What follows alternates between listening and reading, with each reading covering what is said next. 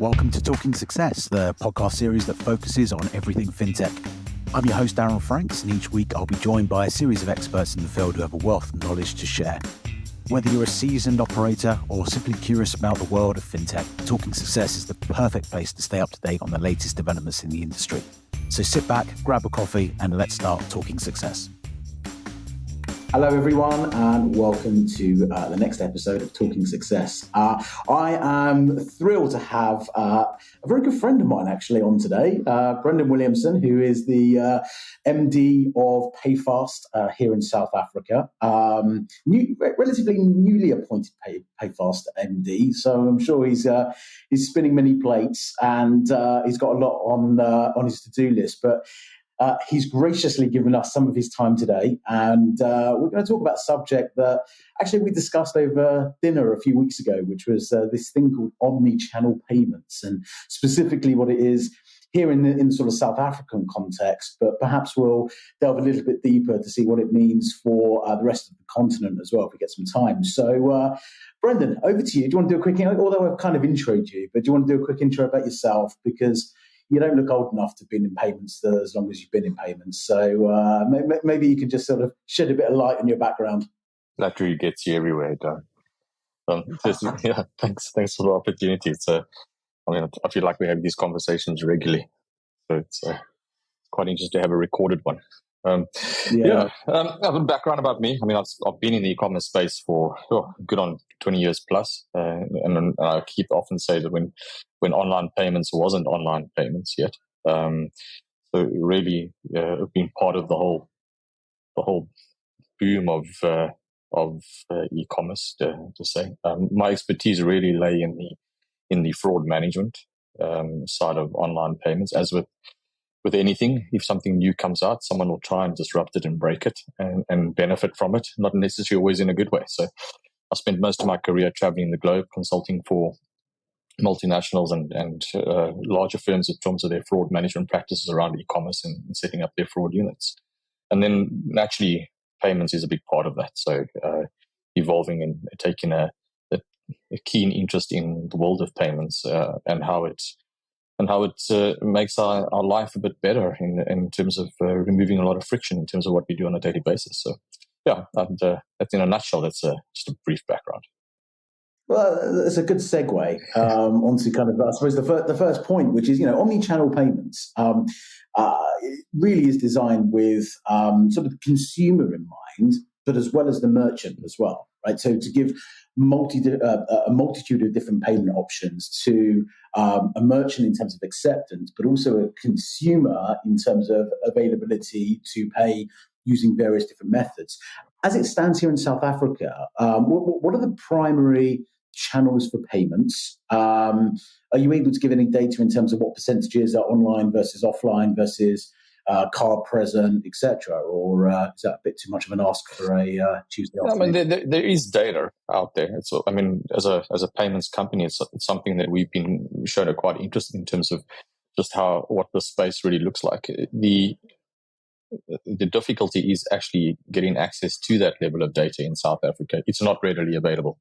And we've worked with multiple organizations to be able to access some form of data that would depict how true the space is, the e-commerce card not present. I mean, you've got BankServe that posts data or posts insights around the Black Friday period, which gives us some form of indication.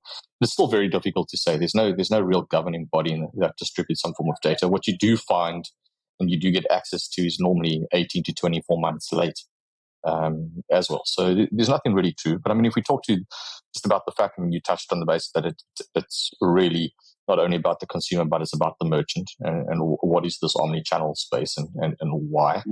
I mean, the rise of technology definitely is the driver behind all this. I spoke to you briefly about it earlier, which I alluded briefly to. It's all about removing friction. And that's really what you want as a consumer. Our lives have become so busy. It's all about ease. It's all about access. It's all about everything we touch. The apps that we use on our mobile phone. So even in our day to day, you want to be able to get in, get out, and that's really why online shopping has taken off. It's the It's the ease of online shopping. The fact that I don't have to leave my home. I get the parcel delivered to my door. So it takes a lot of friction that I would have had in a face-to-face environment. So if you talk omnichannel, it's, well, how do we take that and how do we put it in a face-to-face environment and almost give that shopper the same experience when he walks into a store in terms of usability, ease of shopping, etc. And also be able to get the same level of attention that you would get in an e-commerce environment. I mean, you like me, you're an avid online shopper, and you also like to research things before you buy it. So the consumer that's walking into your store nowadays is a very educated consumer.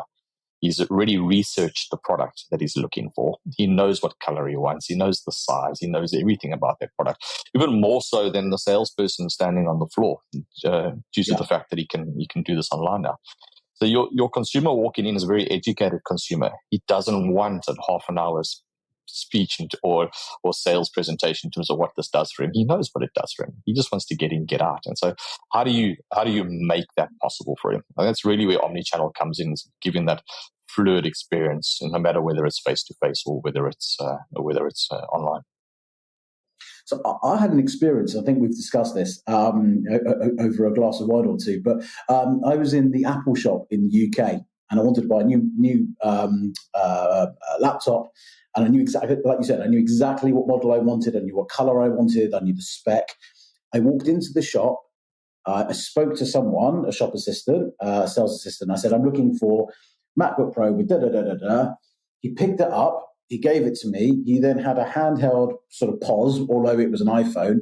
I did the transaction with him standing there, and I walked out the shop less than 3 or 4 minutes later, having spent considerably a lot of money on a Mac, right? But that experience of not having to have someone sell to me, because as you said, I knew what I wanted. Secondly, having to queue, right? So why would I need to queue if I've got the item here? There's someone standing in front of me who can accept payments. It was just absolutely seamless. And then I suppose you take it the next step, right? Which is, I don't know what your view is on whether this would happen or whether this is sort of viable in South Africa or other emerging markets, but you've got like this Amazon Go, where you walk into the shop, you pick up your stuff and you walk straight out. You think that would take off here, or do you think there's some limitations? Is it being trialed? I mean, I know that the retailers are pretty innovative here in South Africa, but do you know of anything like that that's being trialed? So let's just go back to your first thing in terms of the Apple experience walking into that store. I mean, for that to take place, there's a few elements that have all come together there. One of the biggest ones is trust. So for you to be able to have initiated that and to walk out with your MacBook, there has to be an element of trust. So you've walked into a store like Apple, which has already got an associated trust to the brand. So you were quite happy to do that engagement and to facilitate that transaction on the floor with that salesperson. So if you're talking omni-channel, and I'll come back to your point now in terms of like Amazon Go, etc. There has to be a level of trust with the consumer and the store. So you wouldn't necessarily just pull out your credit card to anybody pulling out a point of sale device on a shop floor. I mean, in South Africa and the rest of the world, in many places, you would be skeptical. Well, do I trust this device? Do I trust the person, etc.? So there's the trust element. So let's go back to Amazon Go. So do I think it's viable in South Africa? There have been retailers that have trialed it. And are trialing the service. Once again, I think it comes down to a trusted space, a trusted environment, and where you place that store. Do I think it has a place? Yes, I do. It will be in a trusted environment where there's already a relationship with the consumer and store. You wouldn't necessarily put it. I don't know. Not to stereotype, but it comes down to that element of trust and where. Will it be on a mass rollout that you potentially see in other geographical? Doubt it, but I do believe it will have a place. I'll give you an example. I mean, if you just look at our building, we've got a bit of a cafeteria downstairs, a restaurant, and sells goods. I mean, easily in that environment, this is a trusted space. So X amount of 1,000 people working in an office building, going down to an Amazon Go type approach would really work. The trusted space. So I do think it has a place. I don't think we're there just yet. as a consumer. I mean, we're still trying to get the unbanked banked, and we're still trying to disrupt cash in our world. So I think there's a few other tasks that need to be ticked off first before we get to that point. So we've spoken about sort of in a retail, so sort of offline, as it were. When we're talking about online payments and omni-channel using online, are there a variety of different channels to be used in online payments? For the consumer and for the merchant, what are the sort of pros and cons? So what you do find is you're finding the marriage between the offline online space from an omni-channel perspective is, and I speak to that whole convenience of having the same experience in the online channel versus offline channel. There is a retailer in South Africa that actually does this quite well. So I can walk into their physical store, and if I select or I purposely go looking for an item that I might have seen on their online channel, and they don't have it within the physical store, the sales staff are pretty readily able to pull a device out, say to me, listen, we don't have it in store. Let's do the transaction. Let's facilitate it. Let's fulfill it, and we'll have the item delivered to you tomorrow morning. So you've seen that crossover. You've seen that marriage come from an online offline perspective. I've used it, so I've trialed it. It works. And what you've gained there is instead of me having walked out of the store because the salesperson would generally have just said, "Oh, sorry, we don't have this. You can find it on our online store." I most likely would have left that store and gone into a competitor 2 stores down and looked to see whether I can get it, even if I paid a little bit more because I wanted the item. The fact that I could do that transaction in store, and the salesperson really didn't give me much time to think about it and said to me, "But don't worry, you don't have to take this home with you now. We'll actually have it delivered to you tomorrow at no additional cost." That's when you get it right. And there are, I mean, they're very far and few between, but there are some retailers in South Africa that are using a very, very similar omnichannel approach. We've actually built a little bit of an offline online system for a big retailer in South Africa, where the sales staff walk around with their mobile devices, and they've got their own mobile app on that device, and similar to your experience in the Apple Store, where you could literally go in, choose your item, a microwave off the shelf, etc., and say, "Well, I'd like to purchase this microwave." You can do the transaction there, and then you can just drive around and collect it at the warehouse. So you don't have to go stand in those queues to do that.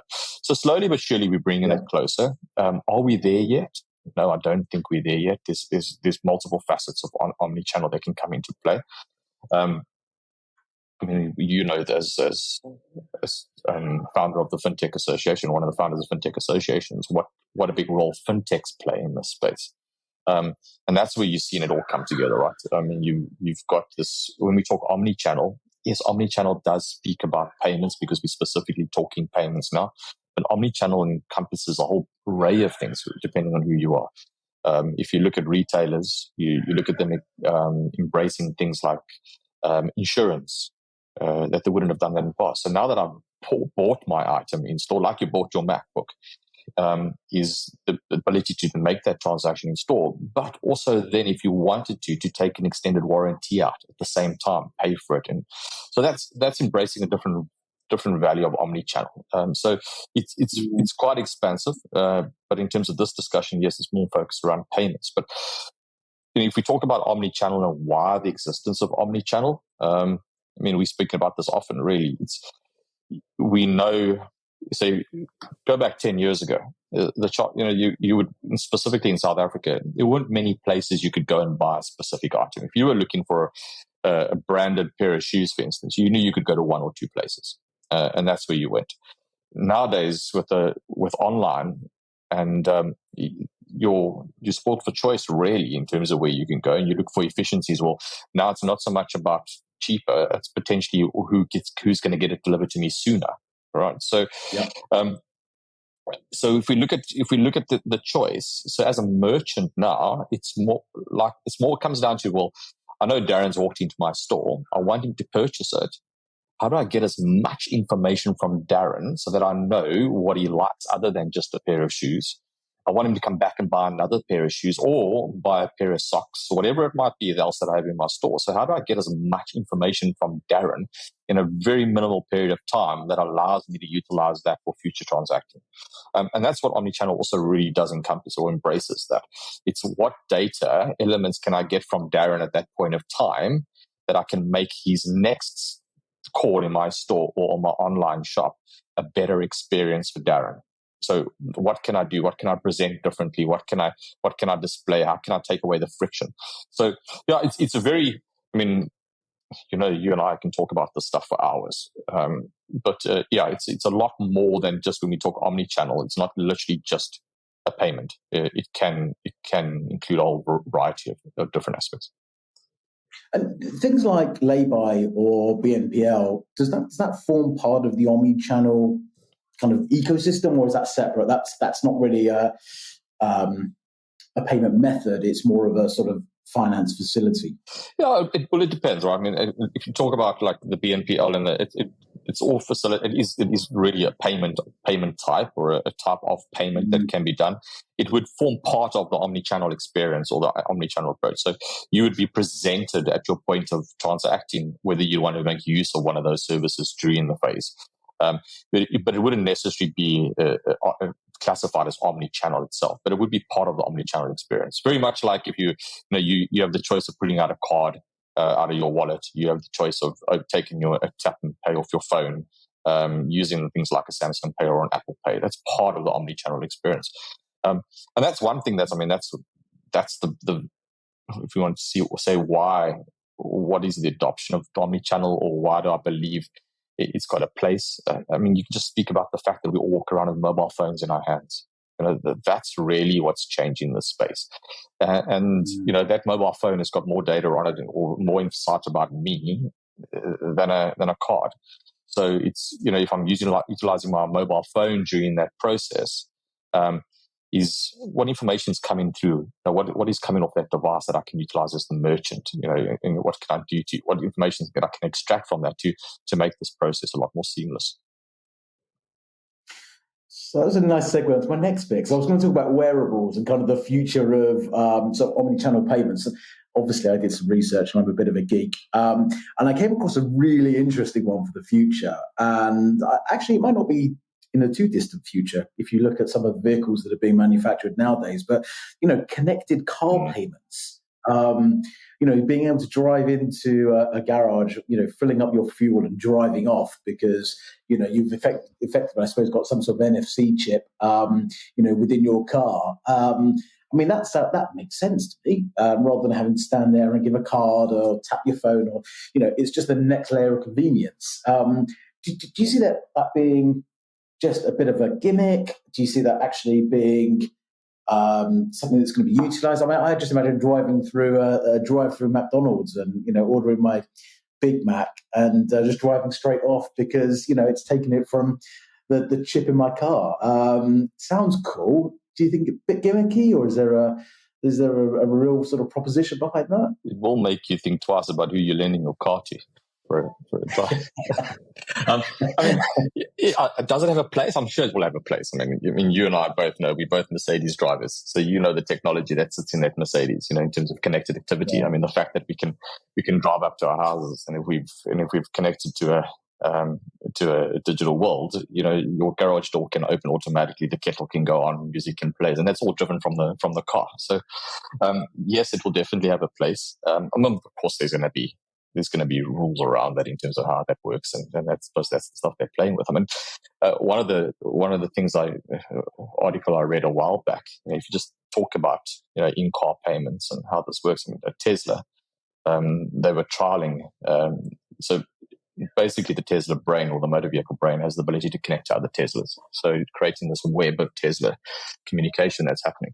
So you would be able to call your self-drive of Tesla to come collect you and take you to the airport.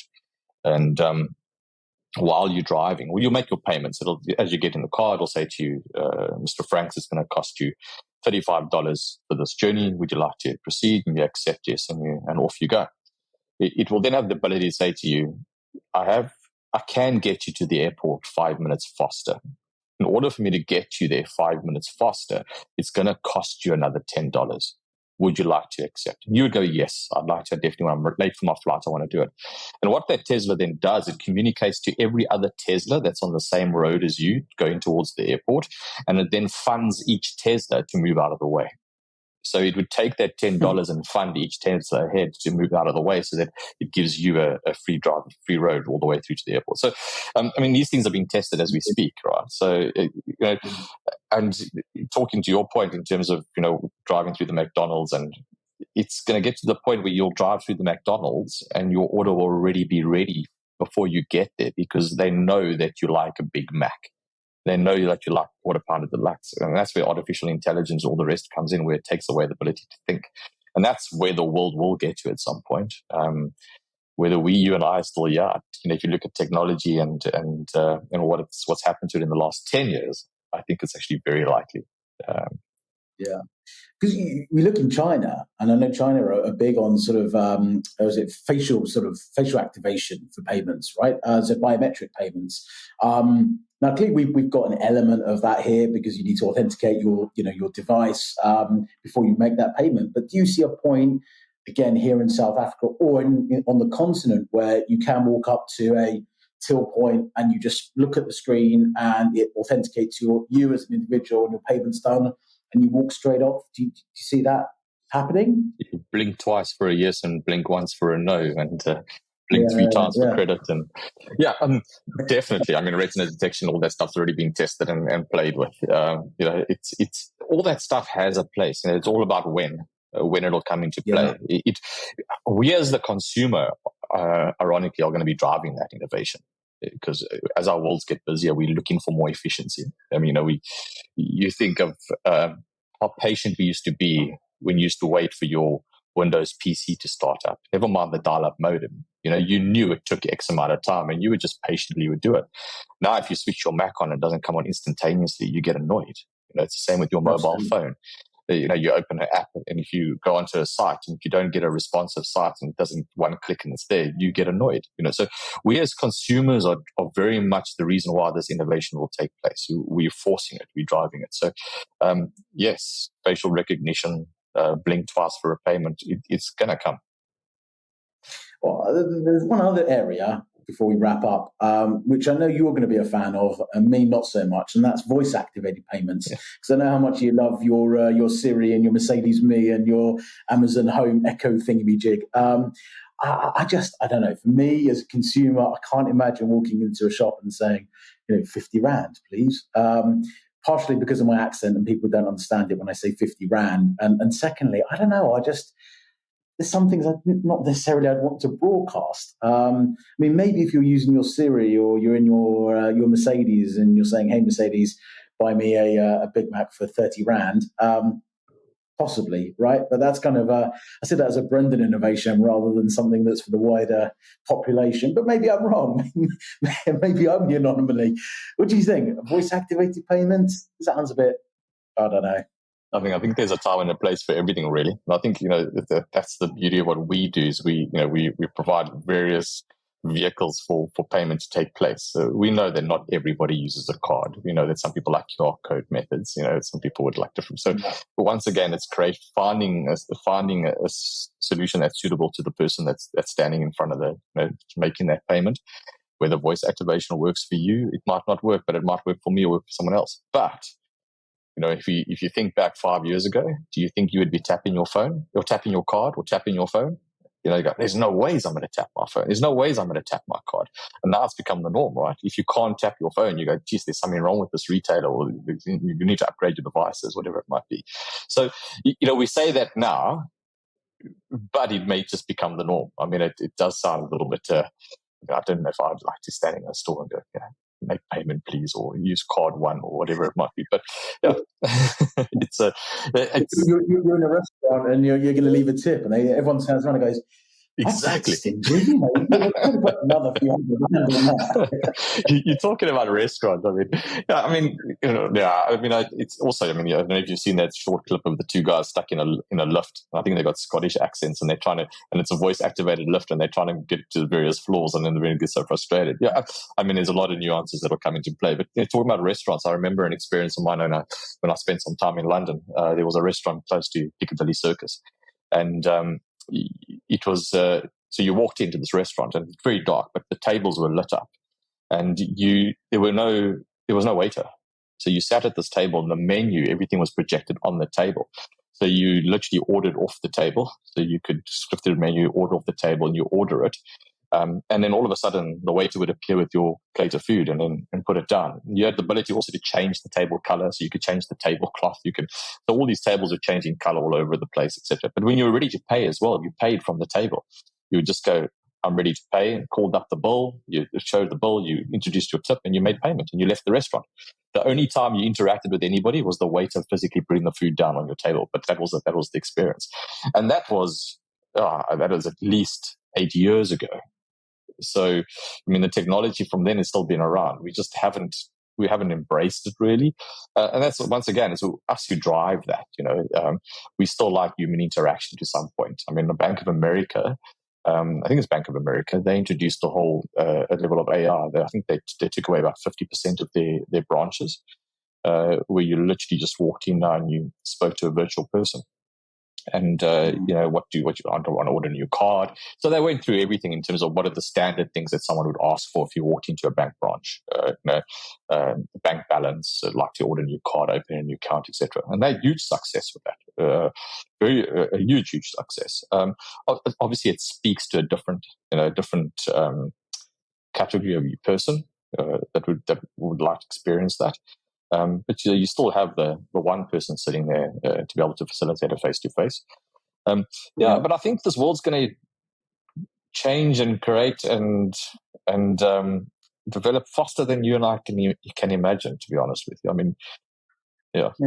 There's some things that I can't believe haven't caught on. You talk about the restaurant. I remember being in a bar in Dubai, and rather than ordering drinks at the bar, you'd order a keg, right? And they'd come and put it into the bar, and you just swipe your card at the table, and that was it. You didn't see a waiter or waitress, and you just kept ordering kegs just by pressing a button. But that didn't seem to catch on. I haven't seen it here, but anyway. So the future's bright. You guys at PayFast's are doing some pretty cool stuff as well. I'm not sure whether you're privy to announce anything that you're doing, or is that sort of watch this space and we'll let you know in a couple of months' time. Is there anything you can share?